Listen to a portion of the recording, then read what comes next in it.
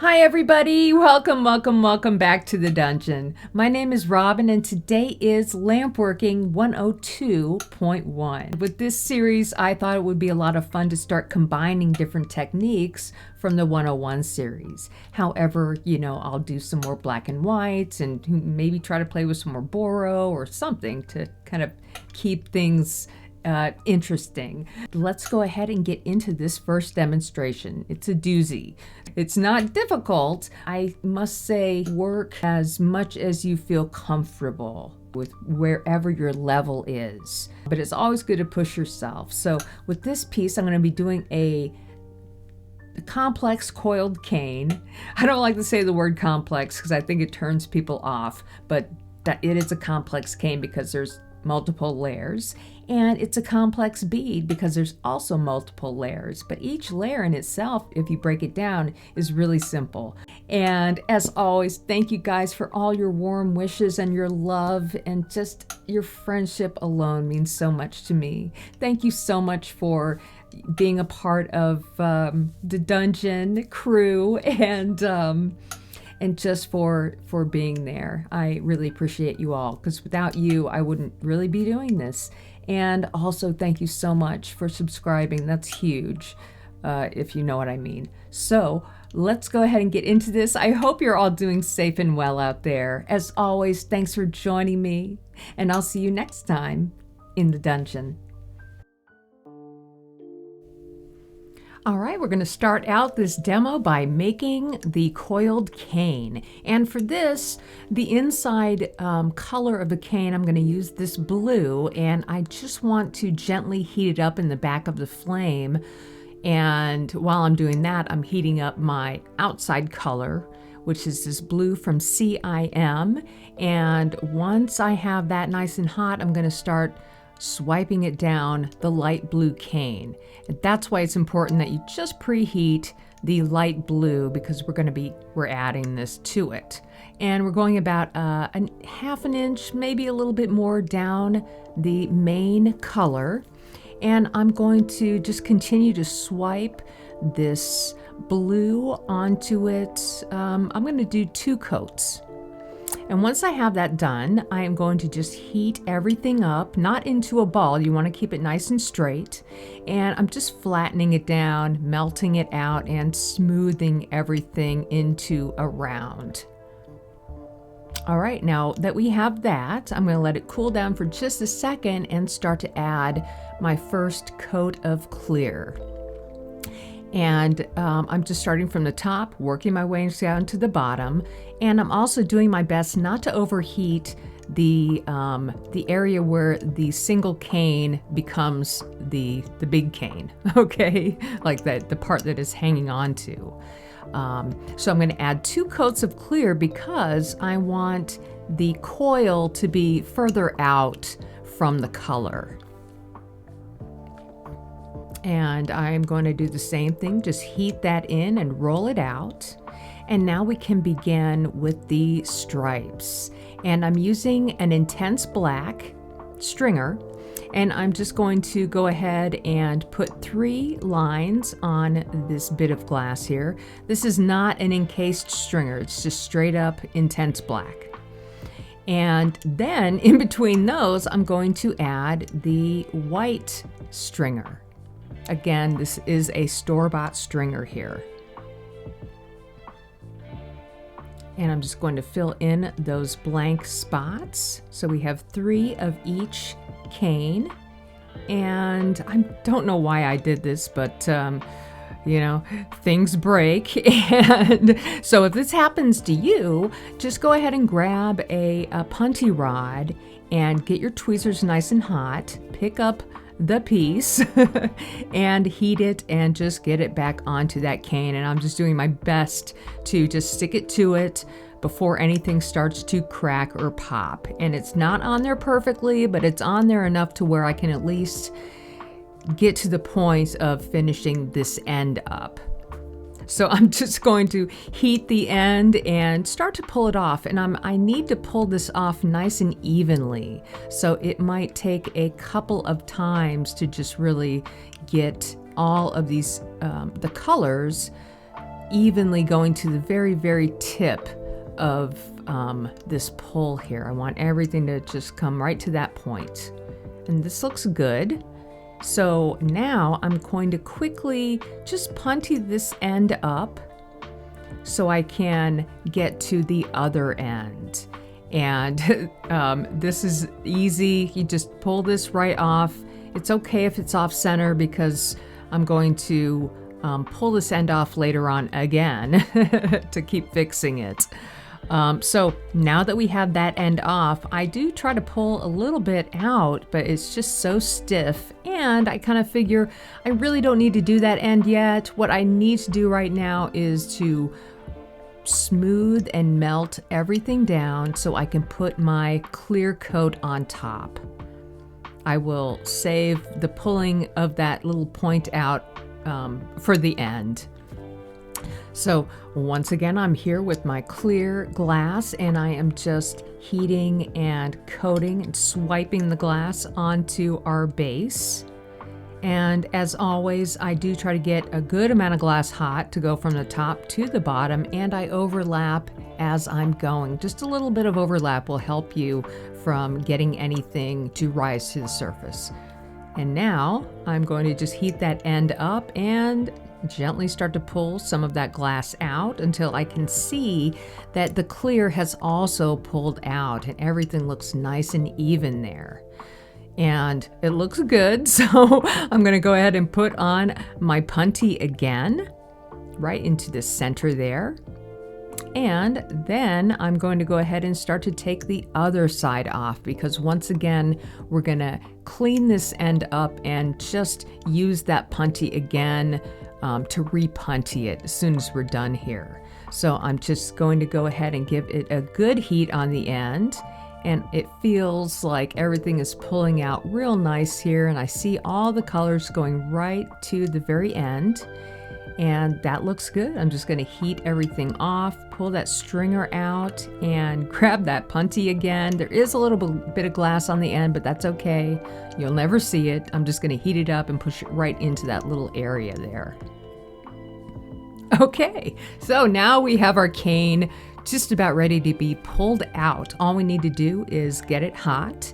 And for a really good coiled cane, the secret here is to twist the cane in the flame before you even start to, pull it out of the flame and start twisting. We're going to do this preliminary twist here, and this is really the key to get a really nice tight coil. So as things are heating up, I'm gently twisting it in the flame. And now, as I'm twisting, I'm also starting to heat everything up. So in just a second here, I can pull out of the flame and then just start gently pulling and twisting. And you'll see I am really just pulling and twisting like, twisting like the devil is on fire. So it's a really tight twist. And I'm pulling this out almost to about, it's almost about 2 feet. So I got a lot of nice cane to use here. The outside blue color really washed out. So, next time maybe I'll use a different, darker shade of blue. But this looks great. Sorry about my phone. And we're just going to go ahead and cut that off using the flame. And here you can see the ends. They look really nice, but like I said, that blue really kind of washed out. Anyway, let's go ahead and start this bead. So when you're making something like this that is multi-layered and is like a combination bead, many different techniques, I want to start out with the thinnest layer of color that I can. And I'm going to start out with white. And it looks really sloppy here, but I am doing my best to get the thinnest coat of white that I can. And I'm getting about 1 inch worth of glass on the mandrel, and I'm also making sure that my mandrel is super hot while I add the white. However, a lot of bubbles still kind of pop up to the surface, and I want to check to make sure it fits in the mold that I'm going to use, the bead press, which is a 1-inch lentil press. And I just want to check and make sure that my bead was long enough to meet the bead press shape. And then from here, all I'm doing is I'm really superheating this up, melting it out, and I am also in the process of popping a whole bunch of bubbles too that are kind of rising to the surface. And once I get through that and all those bubbles are popped, and it can take some time, I will roll it out into a nice barrel-shaped bead. And then on top of that, I want to add 5 stripes or discs of the double helix, I believe it's Triton, this beautiful blue. And I'm just going to put 5 discs on top of the white here. Do your best to not get them to touch each other. You'll have a really nice effect this way. And once I have those established, I'm going to very gently heat them up and roll it out and smooth everything out so I can begin my next little bit here, which is going to be well, actually what I want to do after I did have to take notes on this so I don't get confused. So you see how nice and blue that looks? Well, I want to reduce this. So I'm going to take a quick moment here to get a heavy oxygen flame or a heavy propane flame, sorry, and just get the silver to kind of come to the surface. So you can see it is now reduced. And from here, I'm going to go into my normal flame and go ahead and add clear wraps on top of each one of those wraps. So we'll put 5 clear wraps on top. And if it traps the reduction, great. If it doesn't, that's fine too. I'm just, at this point, I'm just experimenting and trying new things.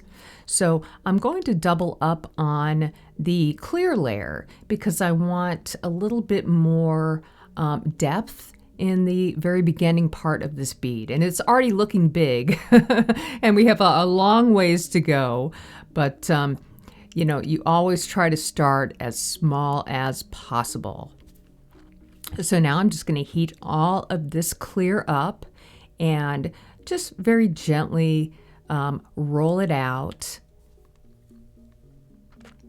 And what I'm going to do next is I kind of wanted to press it down a little bit, and I don't know what I was thinking here again. I thought for some reason I would press it, do a quick press in the mold, and the only thing that did was tear off some of my bead release, which wasn't good, but it wasn't too close to the bead, so we're fine. So I decided I'll go ahead and just press it onto the table and use my marvering pad to help that out. All right, so we got that part done. Now what I thought would be cool is to add some bubbles to the edges. So I'm just going to gently heat up one edge and using my what is that? The tungsten pick. I will just gently push in 4 or 5 little indentations that we can trap in a second here to make some bubbles. And they look great. Sometimes you see them by the end, maybe you don't see them, but I know they're there. So that's, that's important. So I'm just going to trap these with a little bit of clear glass on top and create those bubbles. I'm only doing this on the edge. I didn't see a need to do it anywhere else. So that's what is happening here. And just going to finish up there. And after that, I'm just going to just gently melt everything in again. I don't want to lose the shape that I had previously. All right, now for the next step, I have a filigrana red stringer that I am going to use here, and having the clear coat on the red is really important. That will allow that bit of red to look even thinner, and because it's coated in clear, it's really it won't what am I trying to say here? It won't blur out or anything. It'll look really good. You definitely want to use a filigrana stringer. Any color you could use on this, but I thought I'd do a little bit of red and white and some blue, just because I haven't done this color combination before. So once I have the cane on there, and I just went in with a completely random squiggle pattern on 2 sides, I'm just going to heat it up and try to just pat down some of those higher points, because the next step is going to be adding some little teeny tiny dots on the same layer. You can do a lot of stuff on this layer and it will look great. I try not to overdo each layer. I just try to add 1 or 2 different techniques. And this is just adding teeny tiny dots in just a very small area, just almost like a field of dots here and there, just in those empty spaces to make it look a little bit more interesting. Flattening those down and just melting them in a little bit more and getting everything nice and melted in so I can begin to add our next coat of clear.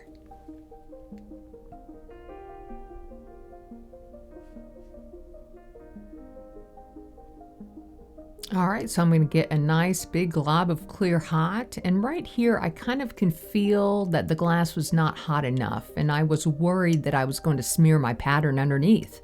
So make sure that the under glass is nice and solid, and then make sure that when you're swiping your glass on top, you get enough to go from one end to another. So I had to get a little bit more hot to swipe down. And the end, where you end the swipe, don't worry about that being messy. We're going to clean that up in just a second.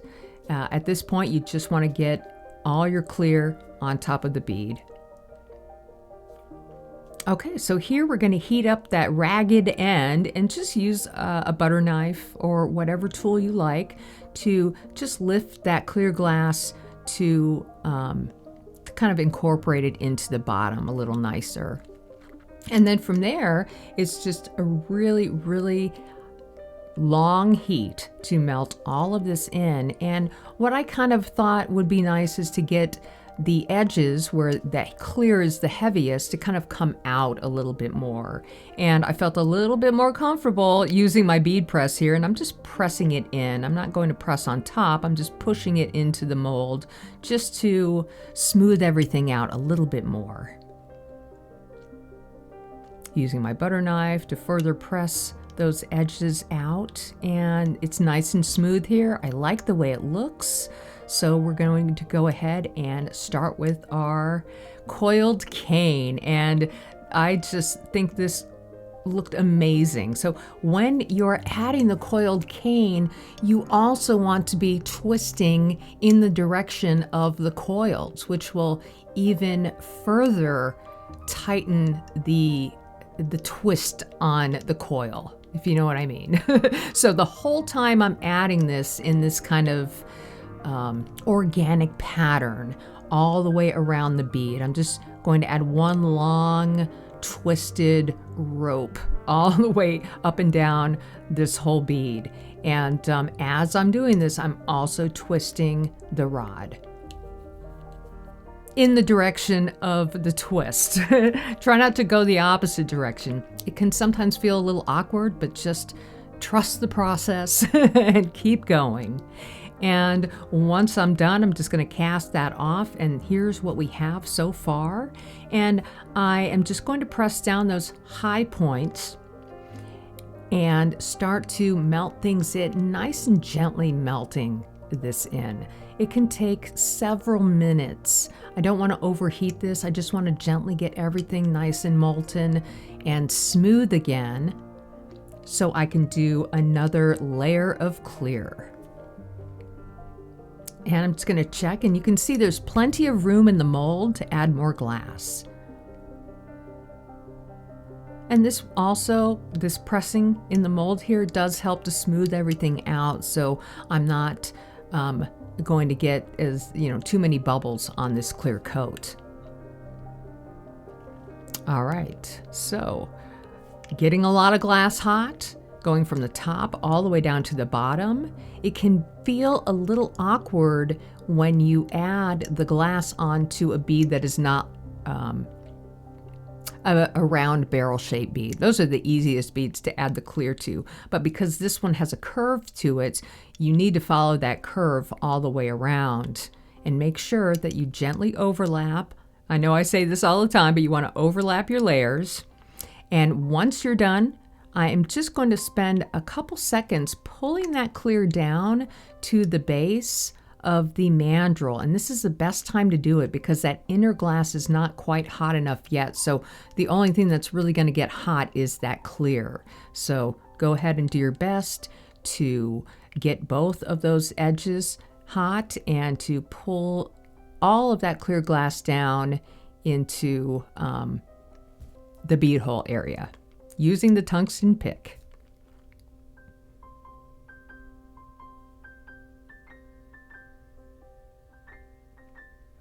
All right, that looks good. So now, it's always funny. I have to say this, but, a lot of times glass has to look ugly before it can look pretty. So as we're working on this, there might be some times where I'm thinking, oh my God, this looks horrible, but don't worry. Just keep going, smooth everything out here. And now we're going to go ahead and very gently press it into our bead press.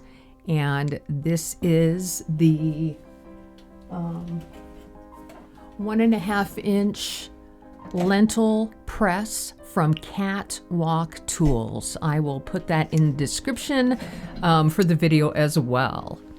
So now that this has been pressed, and I really like the way it looks, what I need to do is to heat everything in and make sure there's no chill marks on it and kind of heat those edges to smooth everything out. And once I like the way that looks, I'm going to finish everything off by doing another dot pattern, a field of dots here and there on the outside of the bead. And I am using the Triton glass here, the Triton blue, because I want to reduce this at the end. And the reduction didn't come out great. You don't really see it in the final pictures, but I don't know. The lights are kind of funky there, but it does have a reduction, I promise. Okay, so we're just going to finish up here, and I'm just filling in little areas where I think these dots will look nice. And that's about it. I can't believe we're finished. This bead probably took, with the cane, with the cane that I did ahead of time, about 2 hours for this whole process. So the more complex you get, the more time you're going to spend on the flame. And here at the very end, I'm just going to give those final little dots a fire polish and a reduction, and you can really see it nice here. And that is it for our first bead of the 102 series. Thanks so much for watching. I hope you all enjoy, and I am looking forward to seeing you all next time in the dungeon.